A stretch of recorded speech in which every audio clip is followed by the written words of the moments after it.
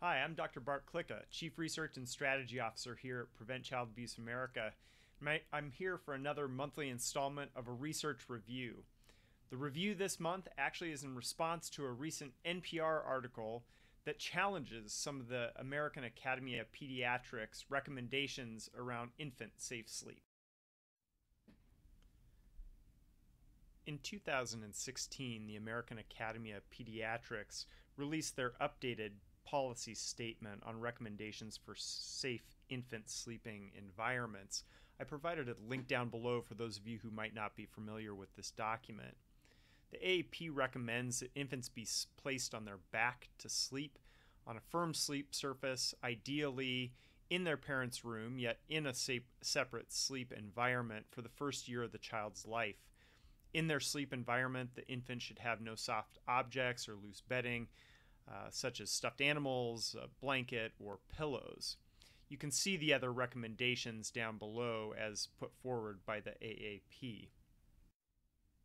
Recent NPR story really challenged some of specifically the recommendations around bed sharing put forth by the AAP.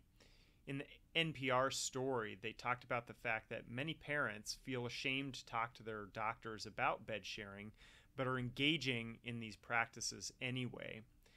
The story continues on by talking about the importance of early contact between the mother and the infant, and cites some anthropological research to suggest that across the world, nearly 40% of other cultures actually engage in some form of bed sharing or co-sleeping practices.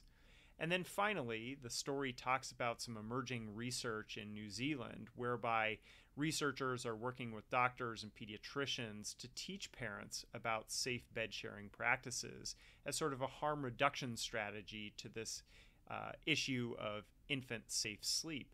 And in New Zealand, they've cited that they've seen nearly 30% reductions in SIDS as a result of teaching parents about safe bed sharing practices. I can appreciate many of the ideas that were raised in the recent NPR article. I'm in favor, as is the AAP, in thinking about increased opportunities to improve the science base upon which we're making our recommendations, as well as the idea of thinking about harm reduction strategies around topics such as infant safe sleep. However, one of the concerns that remains, I had the opportunity this past month to reach out to a number of experts in the field, inclusive of people from our chapters, pediatricians, lawyers, and people who serve on child death fatality review commissions. And the feedback that I got on this NPR story was somewhat mixed. Some folks said that they really embraced and understood this idea of using harm reduction strategies for infant safe sleep and finding ways to help parents, if they're going to use bed sharing, to be able to do it in a safe way. However, everyone that I talked to who had served on a child death fatality review had serious concerns about this idea of promoting bed sharing.